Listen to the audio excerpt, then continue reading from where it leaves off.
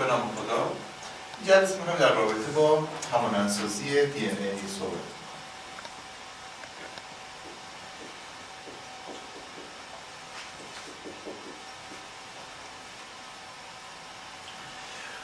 همانندسازی دی ان ای همونطور که شما اطلاع دارید از محل‌های شروع میشه، از محل‌های آغاز میشه به نام منشأ همانندسازی. قبوله؟ یا اوریجین سایت. درسته؟ اوریجین سایت یا منشأ همانندسازی. محل‌هایی از دی ان ای هست که از اون محل‌ها دی ان ای شروع به همانندسازی میکنه. درسته؟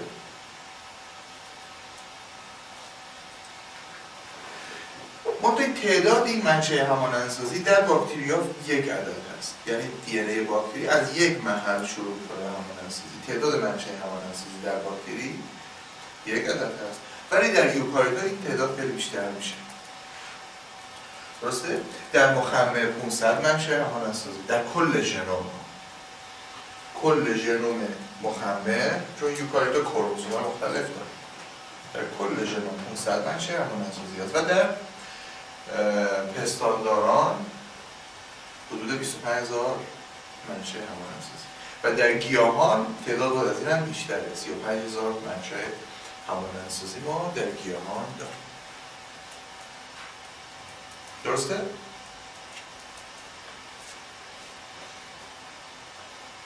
خب پس بیشتری منشأ همانندسازی ما در گیاهان داریم.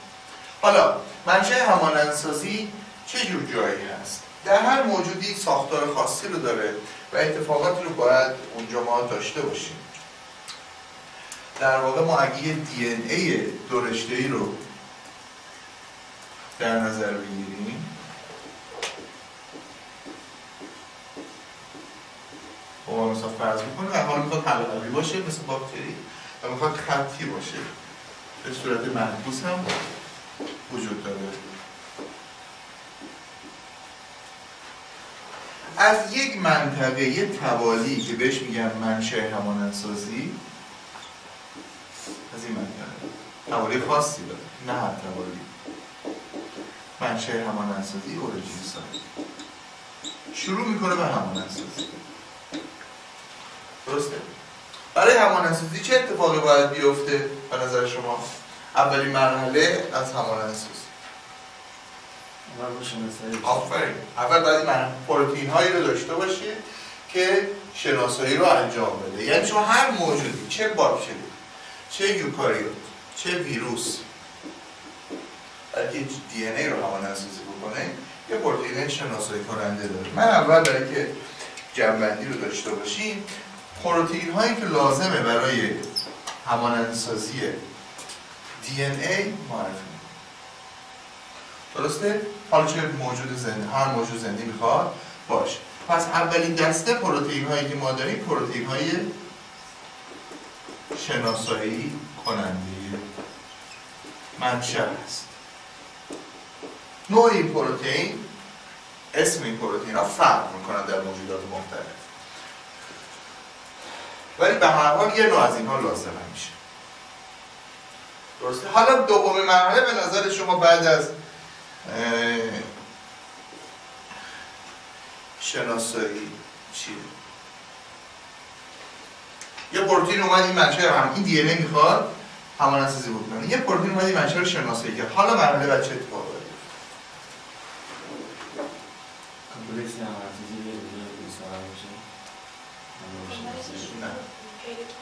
آفرین. باندای هیدروژنی باید بشکنه. درسته؟ مرحله بعد در واقع ما یه همچین حالتی رو داریم بهش میگن حباب همانندسازی. یعنی چه حباب همانندسازی؟ یعنی این که پیوندهای هیدروژنی میشکنه و این منطقه به شکل تک رشته‌ای در میاد.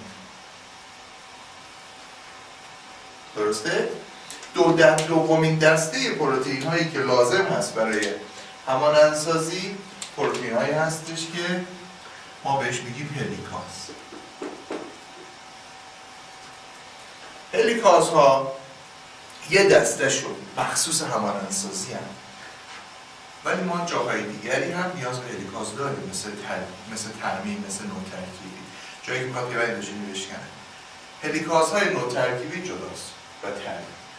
یه سری هلیکازها مخصوص همان نسازی هستن که اینجا وارد عمل میشه. واکنش هلیکاز یه واکنش انرژی خواه هست، چون پیوند هیدروژنی پیوند محکمیه. در نتیجه تمام هلیکازها ATPاز هم هستن یا زیرواحد ATPازی حداقل دارن. درسته؟ برای فعالیت هلیکازها ما نیاز داریم به ATP. قبوله؟ حالا بعدا معرفی میکنیم. یوکاریوت مخصوص خودش هلیکاز داره، پروکاریوت مخصوص خودش. درسته؟ شناسایی کننده منشأ هم نیاز به ATP داره. درسته؟ این هم یادتون باشه که این هم نیازمند ATP. یعنی چی؟ یعنی زیرواحدهایی داره که میتونه ATP بهش وصل بشه. روشنه؟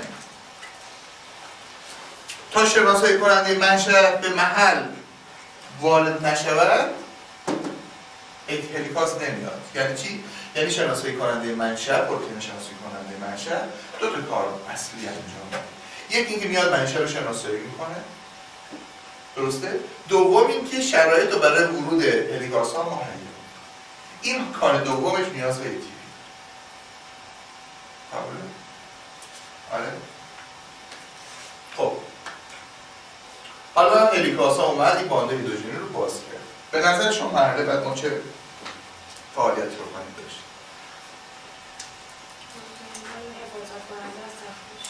آفرین.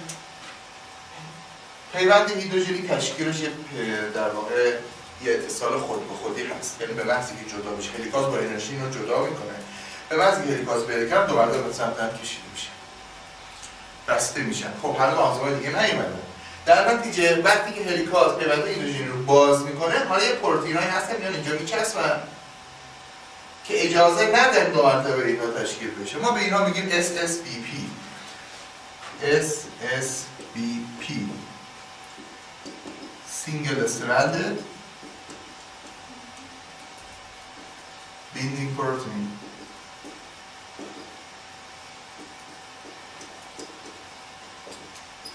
ما SBP های مختلفی داریم، بعضیشون مونومره، بعضیشون تترامره.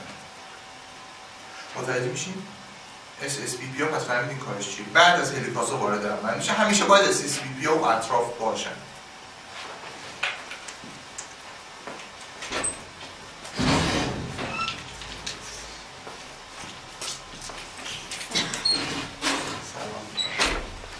خوشبختانه زیاد درس نداریم.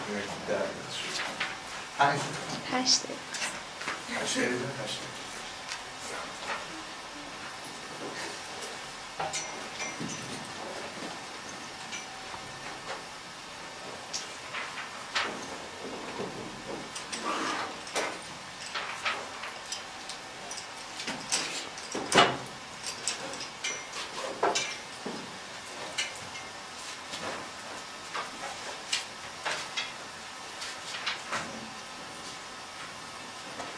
درسته؟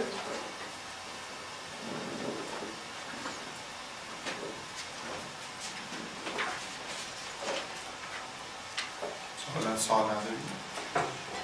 SSBP ها رو ما لازم داریم برای که این پیوند هیدروژنی مجدد تشکیل نشه. مثلا در هر دو طرف یک پروتئین. بله. واشنگتن پروکاریوت اینجا میشینم پر میکنم.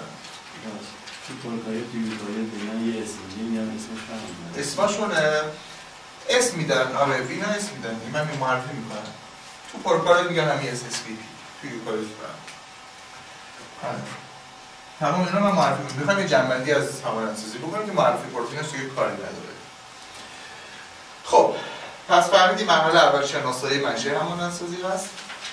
مرحله دوم هلیکازها میان باند هیدروژنی رو میشکنن. مرحله سوم SSBP ها میان مانع تشکیل مجدد پیوند هیدروژنی میشن. مرحله چهارم خب شما میدونید که ساخته شدن اسید نوکلئیک در جهت 5 بریم بسیار کمه. قبول دارید؟ پلیمریزاسیون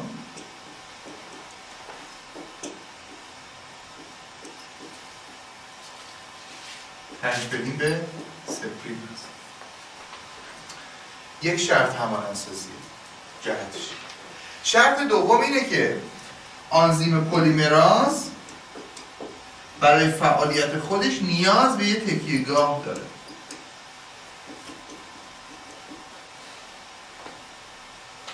آنزیم دی ان ای پلیمراز با آر ان ای پلیمراز دی ان ای پلیمراز برای فعالیت خودش نیاز به تکیهگاه داره. درسته؟ در حال آر ان ای پلیمراز از صفر میتونه اول نوکلئوتید رو بذاره. ولی دی ان ای پلیمراز نمیتونه از صفر اول نوکلئوتید رو بذاره. باید این نوکلئوتید اولیه رو به یه جایی وصلش کنه. درسته؟ ما برای فعالیت دی ان ای پلیمراز نیاز به OH داریم. درسته؟ قبوله؟ 5 پریم به 3 پریم هست، یعنی اولین نوکلئوتید ما سر 5 پریمش فسفاته، سر 3 پریمش OH دیگه. نوکلئوتید بعدی باز میاد 5 پریمش به این OH وصل میشه، بعد OH رو در اختیار میذاره. با نوکلئوتید بعدی تمام نوکلئوتیدها که وصل میشن در زنجیره دی ان ای یا آر ان ای OH شون در اختیاره. قبوله؟ آره. در ما یه OH میخوایم. حالا این OH به طرق مختلف تامین میشه در موجودات مختلف. متداول‌ترین روشی که OH تامین میشه، یعنی اگه ما اینجا بخوایم یه دی ان ای همانندسازی شده داشته باشیم، اولش باید ما یه OH داشته باشیم که نداریم. ساده ترین راهی که زیاد استفاده میشه، یعنی متداول ترین راهی که وجود داره، ساخت یک آر ان ای کوچک هست به نام پرایمر.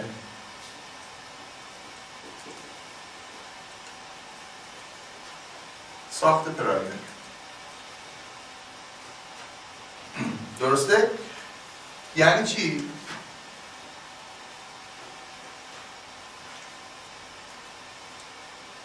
ببینید این رشته‌ای که 3 پریم به 5 پریم هست بهش میگن رشته‌ای که میخواد دی ان ای از روی اون ساخته بشه بهش میگن قالب یا الگو. وقتی ما میگیم جهت ما از 5 پریم به 3 پریم پلیمریزاسیونمون، یعنی قالبمون باید 3 پریم به 5 پریم باشه. قابل به صورت معکوس. قبول دارید؟ خب این رشته 3 پریم به 5 پریم میخواد در واقع همانندسازی بشه. دی ان ای پلیمراز میخواد اینو تبدیل کنه. خب قبلش باید یک آر ان ای ساخته بشه. یه آر ان ای پلیمراز مخصوصی میاد اینجا. یه آر ان ای میسازه. درسته؟ این آنزیم بهش میگن آنزیم پرایماز.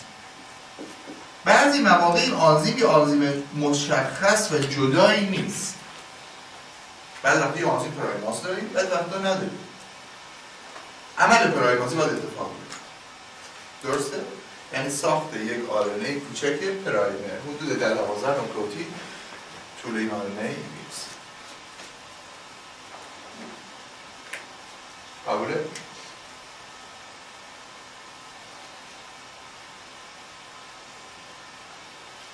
سوال؟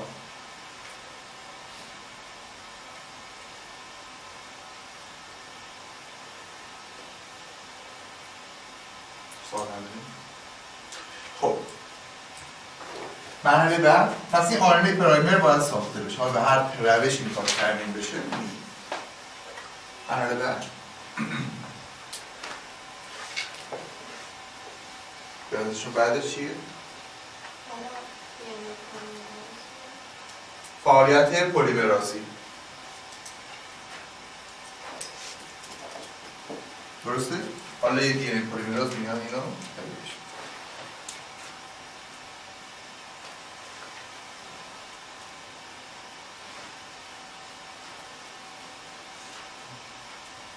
درسته؟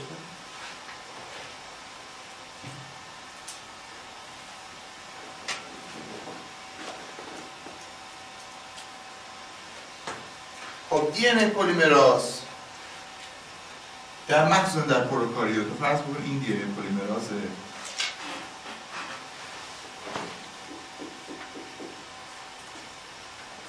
دو تا چنگک داره، بیاد میگیره دی ان ای رو تبدیل میکنه، همانندسازی رو انجام میده، یعنی همین رشته رو همین رشته. درسته؟ این رشته که در جهت سپریم به 5 پریم هست، خب راحت 5 پریم به سپریم میذاره. ولی رشته دیگه 5 پریم به سپریم هست و باید اگه بخواد همانندسازی کنه باید در جهت سپریم به 5 پریم همانندسازی بکنه. درسته؟ میدونید این کار رو نمیکنه. رشته بعدی رو که رشته‌ای که قالبش 5 پریم به سپریم هست، چون جهت دی ان ای در یه جهت نمیتونه در دو جهت کار بکنه. درسته؟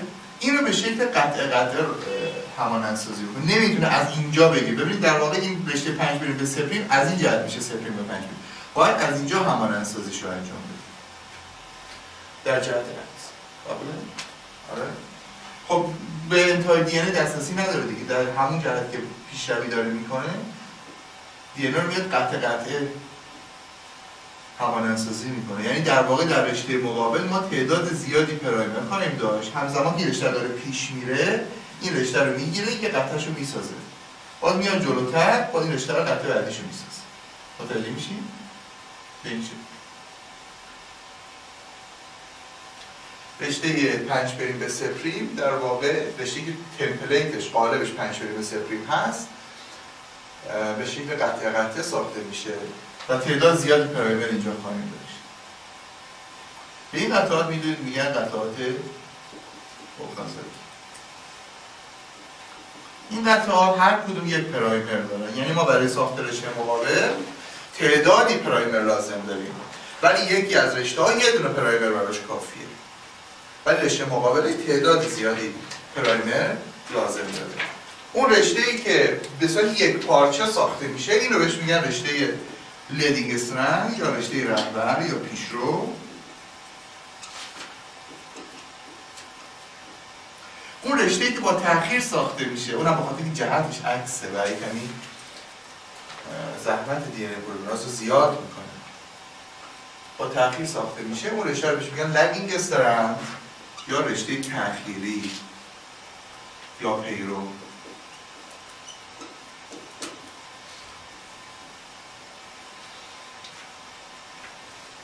لیدینگ استرند یا لگینگ استرند.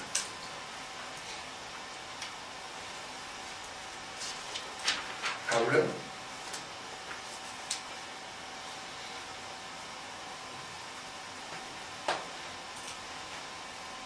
یعنی چی؟ یعنی اینجا تعداد زیادی پرایمر ساخته میشه، همون مراحل تکرار میشه. یک دی ان ای پلیمراز اینجا ساخت، در واقع دی ان ای ادامه پرایمر اینجا ساخته میشه، باز میاد جلوتر یه دی ان ای اینجا ساخته میشه، میاد جلوتر یه دی ان ای اینجا ساخته میشه و همزمان که این پیشروی میکنه. درسته؟ یعنی پرایمر درگیره، پرایماز داره اینو میذاره این روی این رشته، این رشته یه بار داره کار میکنه ولی روی این رشته مدام پرایماز داره درگیره و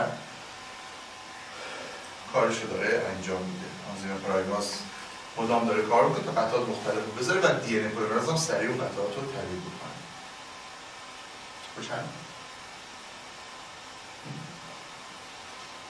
خب مرحله 5 پس پلیمراز که حالا در یه رشته یک پارچه ساخته میشه، در این رشته قطع ساخته میشه. مرحله بعد از پلیمراز این دی ان ای گذاشته شد. مرحله بعد به نظر شما ما چی لازم داریم؟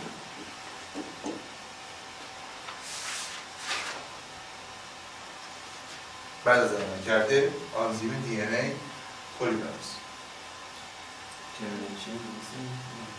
ترمینیشن؟ نه حسب پرایمر دیگه. فقط پرایمر لازم دیگه نیست. پرایمر فقط برای شروع هست که همانندسازی شروع بشه، بعدش جنسش آرنیه باید حذف بشه. در نهایت ما یه دی ان ای دو رشته‌ای باید داشته باشه. ببینید این یه رشته از دو رشته است باز میشه و یه رشته داخلش ساخته میشه، دی ان ای دو رشته‌ای. درسته؟ یه دی ان ای دیگه هم کنارش ساخته میشه، یعنی یک دی ان ای دو حلقوی میشه دو تا دی ان ای حلقوی. لابلاش دیگه هیچ آرنی نداره. درسته؟ این آرنی موقتی هست، این برداشته میشه و جاش دی ان ای پر میشه. درسته؟ مرحله بعد وقتی که پلیمراز کارش رو انجام میده دیگه به پرایمر ما نیازی نداریم. حذف پرایمر هست.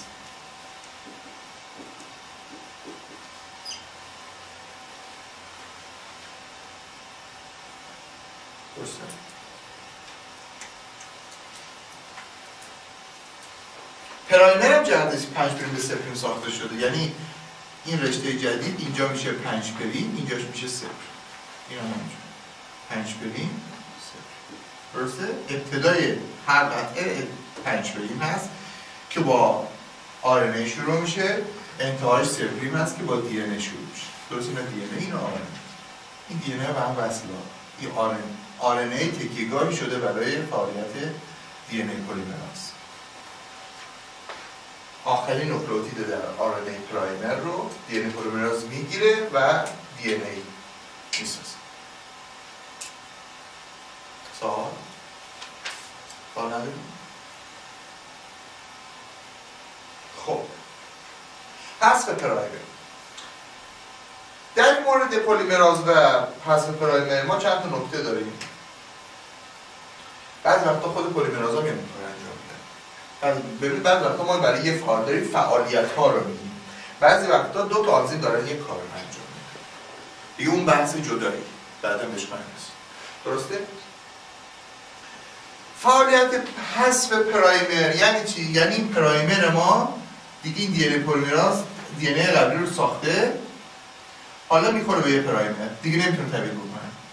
درسته؟ پرایمر ما از سمت 5 پریم شروع میکنه به بریده شدن. قبوله؟ از سمت 5 پریم پاک میشه. ما این فعالیت رو بهش میگه فعالیت 5 پریم به 3 پریم اگزونوکلاز. ما گفتیم قبلا که آنزیم هایی که از یک انتها اسید نوکلئیک رو برش میدن بهشون میگن اگزونوکلاز. قبوله؟ آنزیم هایی که از وسط برش میدن بهشون میگن اندونوکلاز، از داخل. ولی آنزیم هایی که از کنار برش میدن اگزونوکلاز. حالا اگزونوکلاز ها بر حسب جهتشون بعضیا فقط از 5 پریم برش میدن، بعضیا فقط از 3 پریم برش میدن، بعضیا از هر دو جهت. درسته؟ اگزونوکلاز ها فرق میکنن. ما برای حذف پرایمر، چون پرایمر باید از سمت 5 پریمش بریده به سمت 3 پریمش که وصله، باید از سمت 5 پریم که آزاده، این سمت 5 پریم، این سمت 5 پریم، این سمت 5 پریم، از سمت 5 پریم برش داده میشه. به خاطر ما به این فعالیت میگیم 5 پریم 3 پریم اگزونوکلازی، 5 پریم به 3 پریم اگزو. درسته؟ برای حذف پرایمر ما فعالیت 5 پریم به 3 پریم اگزونوکلازی لازم داره. حالا یا این فعالیت توسط یکی از پلیمراز دی ان ای پلیمرازها تامین میشه، یا ممکنه یه آنزیم جدا باشه به نام 5 پریم 3 پریم اگزونوکلاز بدیم و برشش. دیگه حالا اون چه آنزیمایی لازم داره گفتیم بعدا بهش خواهیم رسید. ولی اون چه که مهمه 5 پریم 3 پریم اگزونوکلاز.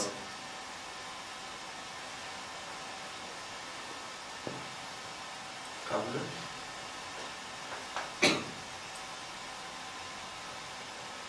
سوال؟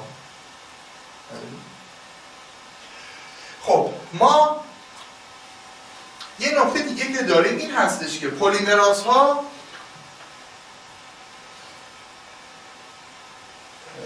یک عملیاتی انجام میدن علاوه بر این که خب پلیمریزاسیون انجام میدن، دی ان ای پلیمریزاسیون انجام میدن، یا بهتر بگیم 5 پریم به 3 پریم پلیمریزیشن. پلیمریزاسیون 5 پریم 3 پریم همیشه پلیمریزاسیون اسید نوکلئیک گفتیم. خب پلیمراز دی ان ای پلیمرازها 5 پریم به 3 پریم پلیمریزیشن انجام میدن. قبوله؟ یک وظیفه اصلیشونه. یعنی چی؟ یعنی برای این کار جایگاه فعال دارن. منتها چون سرعت پلیمراز خیلی بالای احتمال خطا هست، در واقع یک فرایندی رو دارن به نام اکوریسی یا صحت،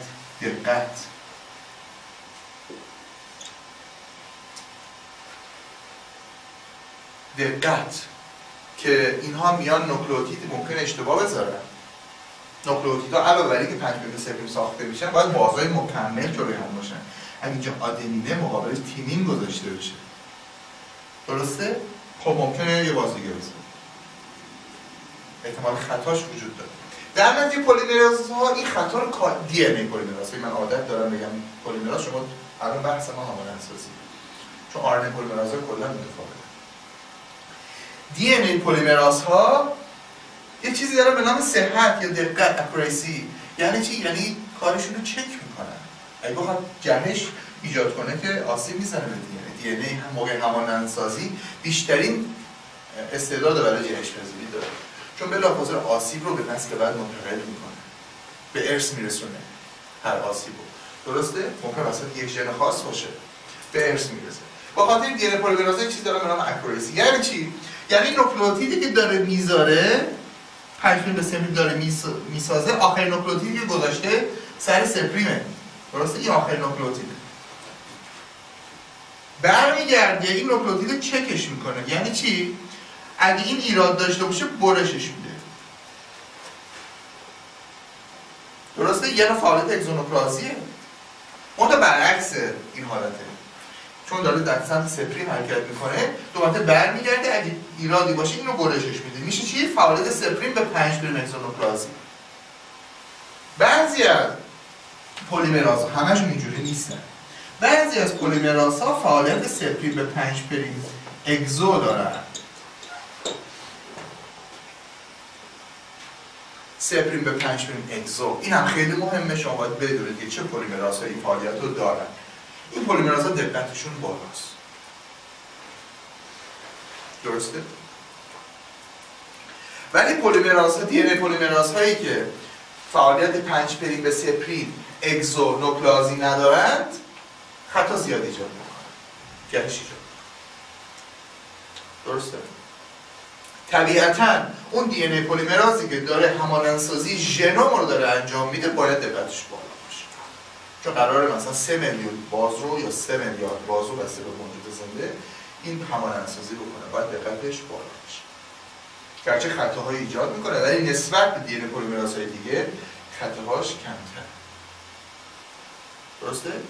خب این دی ان ای پلیمرازهایی که خطای کمی دارن، دقت بالایی دارن، یه فعالیت دیگه ای دارن به نام سپریم به 5' اگزو نوکلازی. قبول اشتباه نکنید. برای حذف پرایمر ما برای فعالیت 5' به سپریم اگزو نوکلازی رو لازم داریم و برای دقت پلیمراز ما فعالیت سپریم به 5' اگزو نوکلازی. برای حذف پرایمر 5' به سپریم، برای دقت پلیمراز 5' به سپریم به 5' اگزو نوکلازی. قبوله؟ پس همزمان ما فعالیت پلیمرازی رو داریم با فعالیت دقت. این عمل حذف پرایمر رو بهش چی میگن؟ وقتی یک فعالیت اصلاحی که داره دی ان ای پلیمراز انجام میده. آفرین. پروفریدینگ یعنی ویرایش دی ان ای. یعنی چی؟ یعنی اگه اشتباهی انجام داده دوباره مثل متون نوشتاری از روزنامه مجله، یه ویراستار رو بهش میگن پروفریدر به زبان انگلیسی، یعنی کسی که میاد اینو میاد چک میکنه، اشکالاتشو برطرف میکنه. عملیات سپریم به 5' اگزو نوکلازی دی ان ای پلیمراز بهش میگن پروفریدینگ.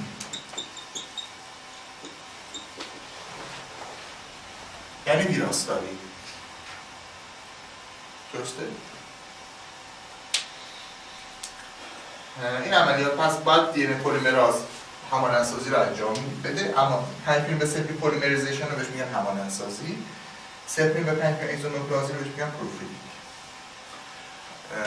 باید همزمان با همانندسازی عملیات پروفریدینگ هم انجام بده و دقت رو چک بکنه. درسته؟ پس این عملیات ما کنار فعالیت دی ان ای پلیمراز رو لازم داریم در مرحله 5. قبوله؟ بعدش پرایماز میاد، ببخشید پرایمر حذف میشه توسط 5' به سپریم اگزو نوکلازی. قبوله؟ سوال این فهمید بعضی از این دی ان ای پلیمرازها ندارن این فعالیت رو. وقتی که روشنگار همانندسازی رو حرکت کنه اونا تو همانندسازی نیستن، اونا کار دیگه دارن، اون نیستن. دی ان ای پلیمرازی اصلی باکتری یا یوکاریوت هستش که این کار انجام میده، اون کمترین خطا داره. حالا داریم فعلا مراحل رو میگیم که جمع‌بندی بکنیم بعد برسیم به تک تک پروتئین‌هایی که هستن و معرفی. خب بعد از حذف پرایمر، این پرایمر حذف شد. حالا چه اتفاقی باید بیفته؟ پر کردن. 2 مرتبه ادامه همانندسازی. قبوله؟ برای شروع پرایمر لازم. حالا یه سری قطعات ایجاد شده، حالا قطعات باید دی ان ایشون پرایمرشون حذف بشه، جای خالی پر بشه. درسته؟ این دی ان ای قبلی دیگه حالا این سپریم او اچ که ما صحبتش کردیم یه او اچ می‌خوایم که حالا سپریم میتونه باشه، مثل پرایمر سپریم او اچ در اختیار میذاره. 5 پریم این دی ان ای که قبلا ساخته شده حالا یه سپریم او اچ داره دیگه. ادامهش راحت میتونه به این تکیه کنه و تبدیل بشه. در دیگه ما نیاز به پرایمر نداریم. قبوله؟ عمل پلیمرازی.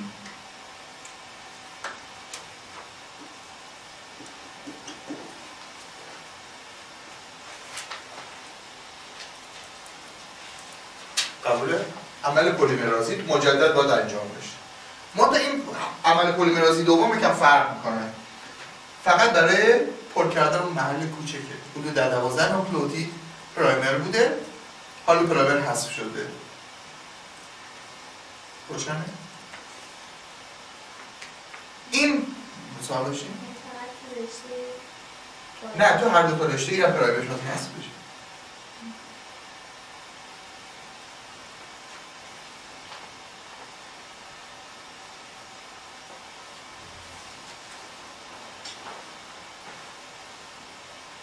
روشنه؟ متوجه شدید اینجا؟ پرایمر حذف شده، حالا پلیمرازی میاد اینو تبدیل یا فعالیت دی ان پلیمراز. حالا یه دی ان پلیمراز ما پس اینجا هم لازم داریم. دو مرحله دی ان پلیمرازه. این خیلی بیشتر میسازه چون طول قطعات بالاخره اون رشته دیگه هم داره میسازه. اون خیلی درگیره. ولی برای پر کردن محل خالی قطعات اوکازاکی ما نیاز داریم به دی ان پلیمراز دومی که این محل‌ها رو پر کنه. قبوله؟ حالا یا این دی ان پلیمراز ما داریم مرحله معرفی میکنیم، بعضی وقتا آنزیم‌ها یکیه. ما داریم میگیم چی لازم داریم. بعضی مواقع هستش که دو تا یکی هم، یعنی همین دو مرتبه وقتی جای خالی ایجاد میشه دو مرتبه میاد پرش میکنه. بعضی مواقع نه هست، جدایه. درسته؟ پس ما اینجا یه فعالیت 3' به 5' به 3' پلیمرازی هم باید مجددا لازم داریم که حالا چه آنزیمیه بعدش میرسه. درسته؟ خب این هم پس پر میشه.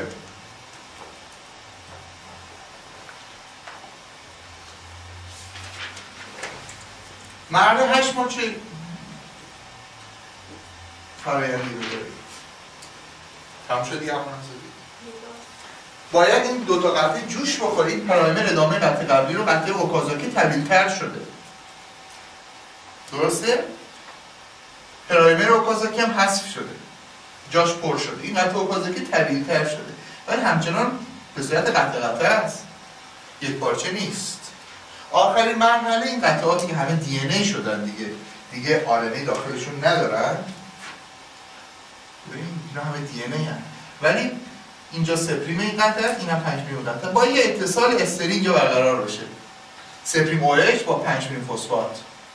اتصال استری برقرار بکنه که کلا دی ان ای یک پارچه بشه. اتصال قطعات. این فعالیت رو بهش میگن لیگیشن یا بکنن آنزیم لیگاز انجام میشه.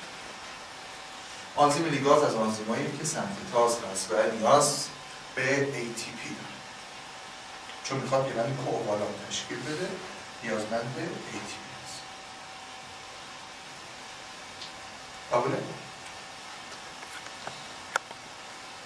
اصلا ببخشید این قسمتی که تو مرحله هست که قرار قطعات جای خالی ساخته بشه، اون قسمت من از روی این رشته قبلیش الگو برداری میشه دیگه. پرایمر هم همینجوریه، یعنی ما این قسمت پرایمر اینجا دی ان ای بالاخره قبلا بوده دی ان ای. یک نوکلئوتیدایی داره. اینجا پرایمر دقیقاً از روی داره کپی برداری میکنه. آنزیم پرایماز یه آنزیم آر ان ای پلیمراز ویژه است. یه نوع آر ان ای پلیمراز پرایماز که آر ان ای میسازه. یعنی چی؟ یعنی اگه آدمین داریم اینجا اوراسیل میسازه. پرایمر یه نوع آر ان ایه. به جای تیمین اوراسیل داره. بعد تبدیل میشه. الگو برداری اینجاست. از روی رشته تمپلیت یا این گیریم. اینجا همینجوری پرایمر از روی این الگو برداری میشه. حالا که پر شدن انجام میشه بازم از روی الگو برداری میشه. فقط چون دیگه این مشکل اینجا بود که سپریم ما نداشتیم. حالا سپریم رو داریم دیگه، پرایمر لازم نداریم. پرایمر برای ساخته شد که ما سپریم نداشتیم، سپریم OH نداشتیم. متوجه میشیم؟ سوال دارید؟ خب پس عمل لیگیشن یا با کمک آنزیم لیگاز انجام میشه. لیگاز همیشه آنزیم مستقلیه و برای فعالیتش نیاز به انرژی داره.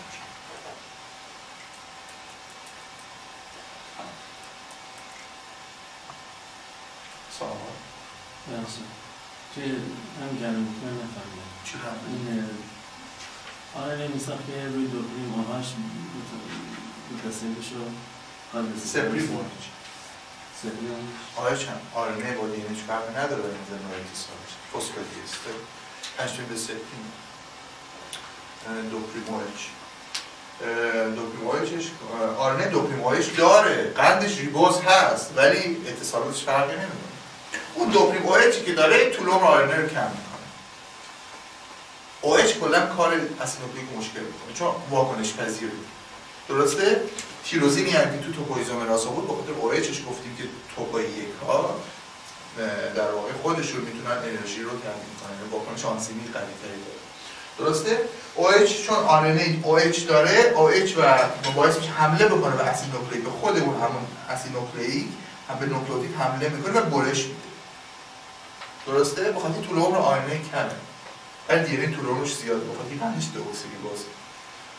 یعنی یه تفاوت این چنینی داریم ما به خاطر دوپریم OH. ولی این که اتصالاتش دقیقاً یکیه. دوپریم OH اتصال نداره، سپریم OH اتصال داره. RNA پس مثل دی ان ای جهتش در جهت تشکیل سپریم. حالا RNA پرایمر هم مثل بقیه RNA است.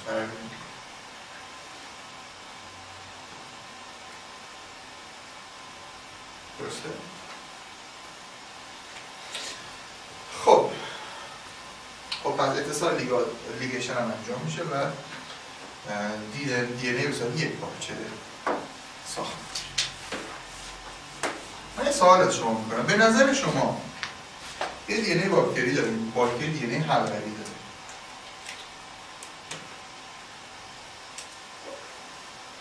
درشتی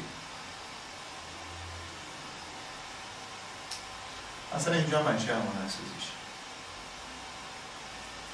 تو چه توانایی اینجا منشه همون یک منشه همون اساسی کلاه بیشتر نداره. خب به نظر شما کدومی که از اینا میشه لیدینگ استرپ، کدومی که از اینا میشه لگینگ استرپ؟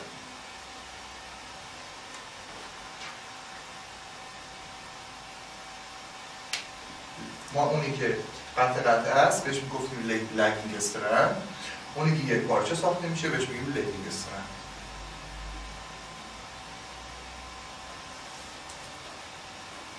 به نظر شما از این دو تا رشته اصلا به نظر تو ما هم فرق میکنن اینا؟ همانندسازی چطوری شروع میشه؟ لگینگ هست یا لیدینگ هست؟ کدومی که از این وقتی این حباب همانندسازی تشکیل میشه شناسایی میاد انجام میشه حباب همانندسازی. حالا کدومی که از اینا ببین هلیکاز همینجور پیش میره، پیونده رو همیشه جلو داره، هلیکاز حرکت میکنه، پیونده رو باز میکنه، پشت سرش داره کمپلکس همانندسازی میاد. درسته؟ به کمپلکس همانندسازی و آغاز همانندسازی رو انجام میدن بهش میگن پرایموزوم. پرایموزوم یعنی چی؟ یعنی همین کمپلکس شناسایی کننده، کمپلکس پرایماز. و اگه آنزیم دی ان ای پلیمراز شروع میکنه اون کمپلکس هایی که شروع کننده همانندسازی هستن بهش میگن پرایموزوم. ولی کمپلکسی همانندسازی رو داره انجام میده بهش میگن رپلیزوم. وقتی از پرایموزوم ما رد میشیم رپلیزوم داره.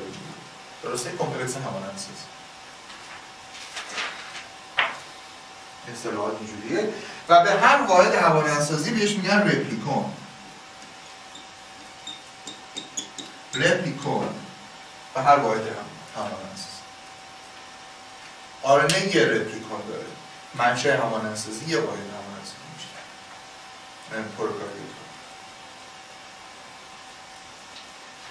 پروکاریوت ها اما یک منشأ همانندسازی دارن ولی یوکاریوت ها حداقلش در مخمر 500 منشأ همانندسازی. خب اینجا رپلیکون ایجاد داره میشه، حباب همانندسازی داره ایجاد میشه. حالا کدام یکی از این دو تا رشته میشه رشته لگینگ استرند، کدام میشه لدینگ استرند؟ این یک پارچه ساخته میشه یا این یک پارچه ساخته میشه؟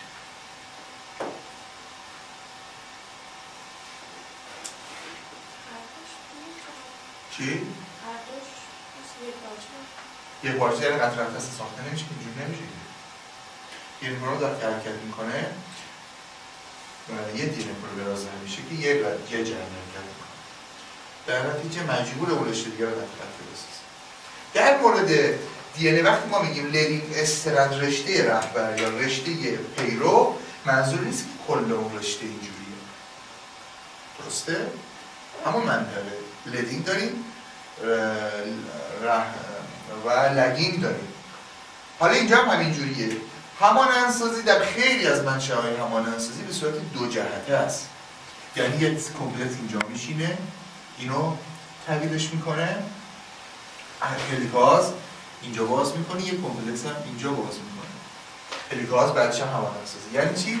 یعنی اینکه ما اگه فرض کنیم دو تا کمپلت همانندسازی اینجوری بشینن، در دو جهت حرکت بکنن. روشنه؟ وقتی در دو جهت حرکت میکنه، ببینید اینجا حالا فرض کنید اینجا 5 پریم باشه،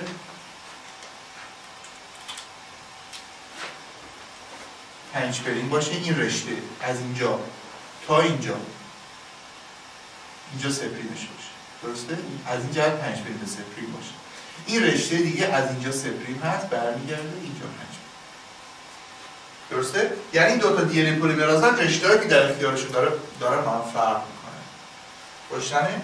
اینی که 3 پریم به 5 پریم هست برای این میشه لدینگ، اینی که لدینگ 3 پریم به 5 پریم هست برای این میشه لدینگ. درسته؟ یعنی همزمان یک رشته، هر دوتا هم لدینگ هستن هم لگینگ به این شکل. این به صورت قطعه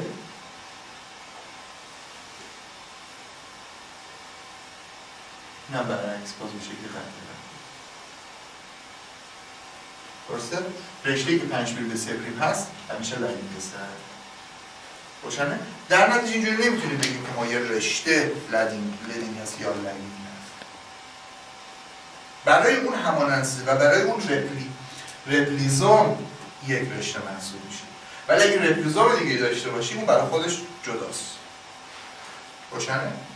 پس هر دو تا رشته هم قطعه در واقع به صورت قطعه دارن، دی ان ای جدید رو و هم به صورت یک پارچه. همانندسازی در دو طرف حرکت میکنه. ما به این حباب همانندسازی که باز شده همانندسازی داره ساخته میشون دو شاخه میشه، بهش میگن چنگک همانندسازی. چنگک همانندسازی به این منطقه گفته میشه. ما اینجا دو تا چنگک همانندسازی داریم. وقتی ما دو تا چنگک همانندسازی داریم یعنی دی ان ای پلیمراز در دو جهت داره ساخته میشه. ولی یک دی ان ای پلیمراز در دو جهت نمیسازه چون اصلا دور میشن دیگه رشته ها. این دیگه تسلط رو این سمت نداره. برای این سمت باید همانندسازی. این ولی سرعت کار بره بالا. دی ان ای از دو طرف همانندسازی میشه، در اتحاد دو تا به هم میرسن و جدا میشه. درسته؟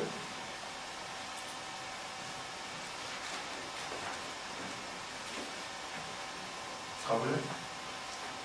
خب این مراحلی بود که ما در رابطه با همانندسازی داریم.